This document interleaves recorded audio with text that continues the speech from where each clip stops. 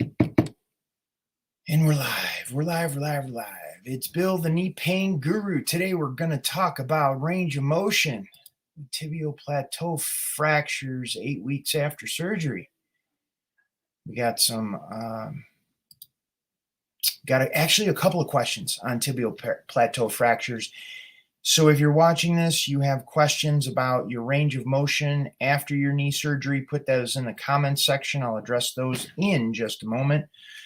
Make sure to give the video a thumbs up, like, and subscribe to the channel. Let's see. This was from Lauren. Lauren wrote,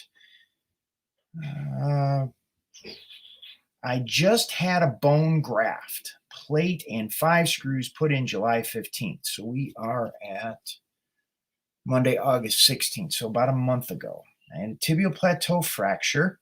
Now I'm a month out and need my range of motion to be better. Very stiff and sore when I push, trying to bend over 58 degrees. I'm not allowed any weight on it for another month. Okay, so this is consequently challenge that Lauren is running into regarding range of motion after surgery. Could be tibial plateau fracture, could be, you could name it arthritis, you could name it after knee replacement surgery, you could name it after ACL reconstruction. It doesn't matter the type of surgery. We're looking at the body struggling against itself. There was obviously some trauma that led to the surgery. So there was with the bone graft, the plate, the 5 screws. So that's a trauma in addition to the trauma that happened to the knee before. And this is important to understand what I don't hear docs and PTs or anybody talking about. It's this charge that gets stuck in the neurology of the body. Neurology meaning our nervous system. Our, what the same nervous system that if a ball gets thrown at your head and you go like this to flinch away, there is a immediate reflex response that takes place in the neurology whenever there's some sort of threat. And what ends up happening is when you have an injury to the knee and then you have the surgery and now you're struggling to get the range of motion and the doctors are telling you, you got to get the range of motion up. Otherwise, we're going to put you do an MUA, which is manipulation under anesthesia to increase the range of motion in the knee. Once again, that's an additional trauma. So when we have this trauma in the neurology, it causes the body to tense up more. You can feel this. You know it's somewhere out there and your body doesn't quite feel right, yet you don't know what to do. And everybody's telling you the way to increase the range of motion is to strengthen the muscles in the legs. You got to push through the pain. You got to use it or lose it. You got to increase that range of motion. Otherwise, it's going to be stuck like that forever. That's what the docs will tell you. That's what the Western medical model will tell you. The key is to begin to address the tension pattern, the trauma, the charge that's stuck in the neurology, in the knee, in the leg, and in the body. And when we begin doing that, the body relaxes. The body lets down. The body lets go. And the range of motion will increase on its own. You don't need to do weight bearing. You don't need to strengthen or push through the pain. Because what we're doing is we're teaching the neurology. The neurology is what gives the muscles the signals. The signals to the muscles of whether to tense up or let go is given through your nervous system. It sends those signals to the muscles in your legs, the tension in the joint, as to whether it can go back to a range of motion that it wants to. If this is making sense, give the video a thumbs up, like and subscribe to the channel, share this with your friends. So that's, let's see. Lauren didn't say anything specific. She didn't have a specific question. However, we're looking at struggling with the range of motion in the knee. And the fundamentals of increasing the range of motion in the knee are going to be the same across the board. We have to relax the tension pattern in the neurology by working with the intrinsic movement of the joint. Get the joint to begin to relax, teaching it how to be comfortable again. When we do that, the range of motion begins to increase gradually through comfort, not through pain, through comfort.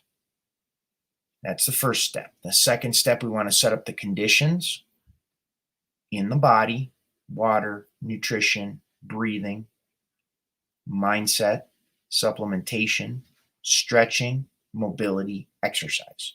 Those all need to be given in the right amounts, with the right timing, in the right order. It's very important because many people after the surgery, this is a month out, the conventional medical model, the Western medical model, is sending you to physical therapy, strengthen the muscles in the legs. But exercise is not necessarily what's going to make the biggest difference for you right after the surgery. It may make more sense a couple months down the road. If you can't bend your knee, and the more you try to push the knee, the more it hurts, the more it sets you back in the process, you're not moving in the direction that you want to. The body is much more nuanced than the Western medical model is capable of addressing. There's much more aspects to who you are as a human being than the Western medical model is able to show up and address. Like how your mindset and your emotions play a role in the range of motion in your knee, caused by the trauma that you experienced from the knee injury. Okay, we had someone else. Let me see. There was someone else that had wrote in regarding tibial plateau fracture, and I want to make sure I address that.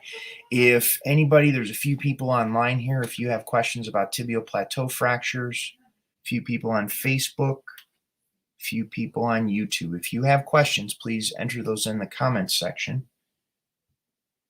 And I am going to look for that comment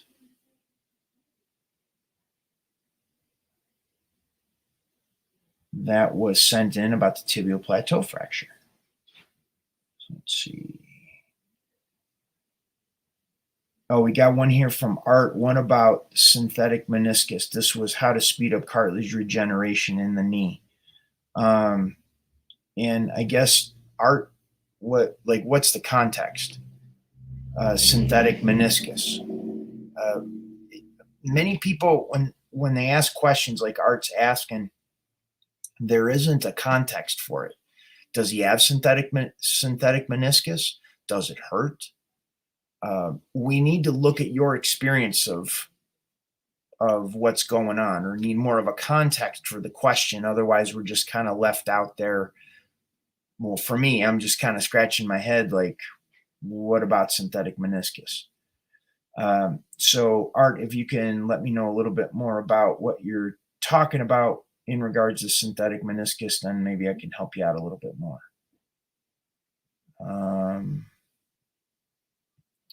Let's see.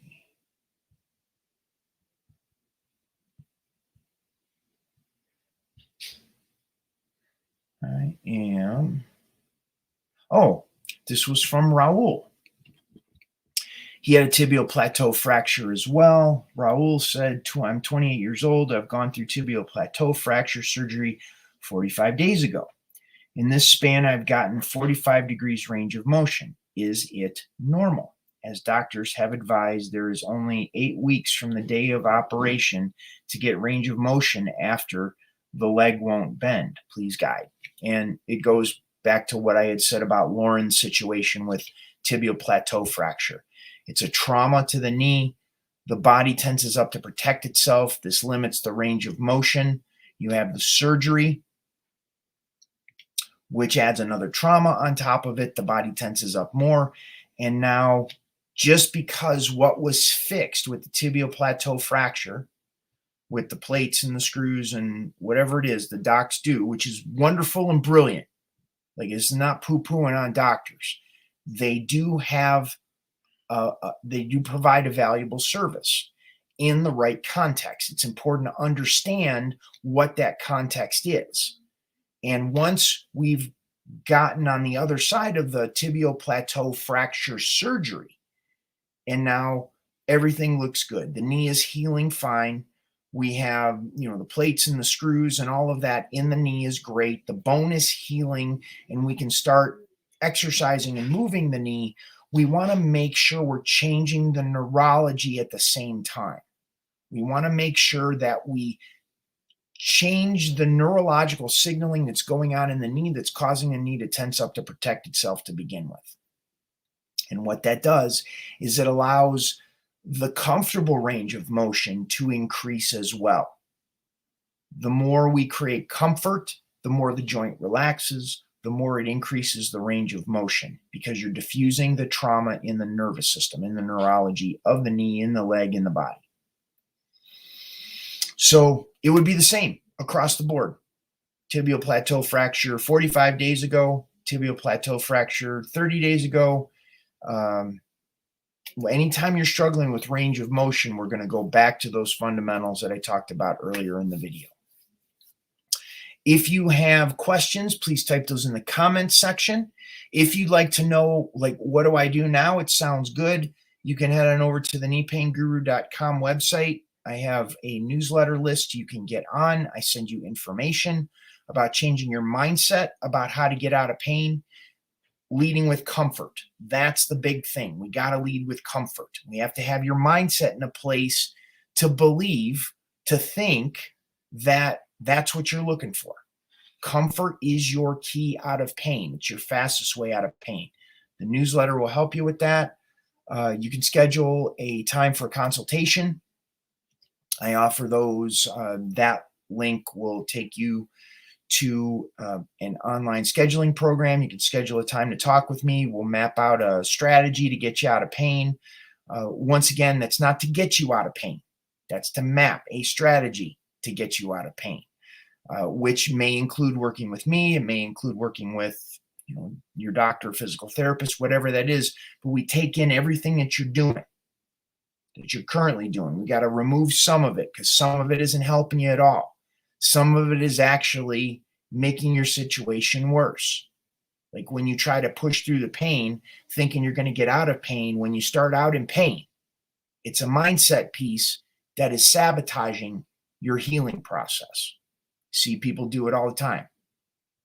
So that link is to take you to a time where we'll map out that strategy for you.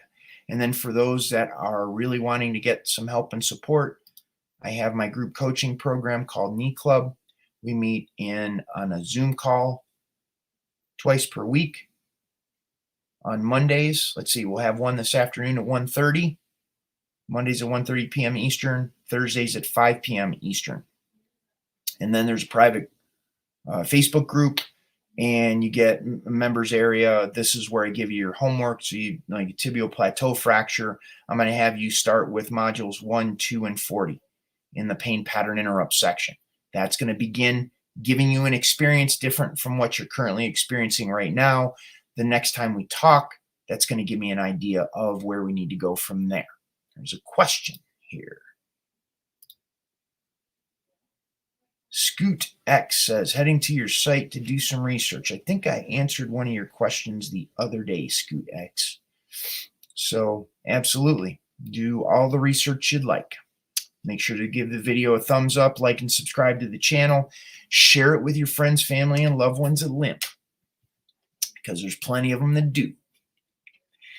Let's see, any other questions? Questions, comments, nasty remarks? That about covers it. Okay. Well, I have a busy day ahead of me. We got Knee Club this afternoon at 1:30 p.m. If you want to sign up for that group coaching program, make sure You get in there, you get your username and password, send the invite to the Facebook group, the Knee Club Facebook group, and I'll get you in the group. Start working with the quick start guide between now and the call, and then we can dig in on the call as to how we need to tweak and adjust the program based on your specific situation. The quick start guide is just a template to get you started. It's going to help everybody. And we use the other videos in the members area of the website to adjust based on other areas, whether you have stuff going on in your neck or your hips and lower back or your ankles and feet, hamstrings, quads. We adjust it accordingly. So, okay. Thank you so much for being here. I'm going to play a little video for you right before we're done. And this tells you a little bit more, or at least shows you a little bit more about Knee Club. Have a great one, everybody. I'll see you on tomorrow's video.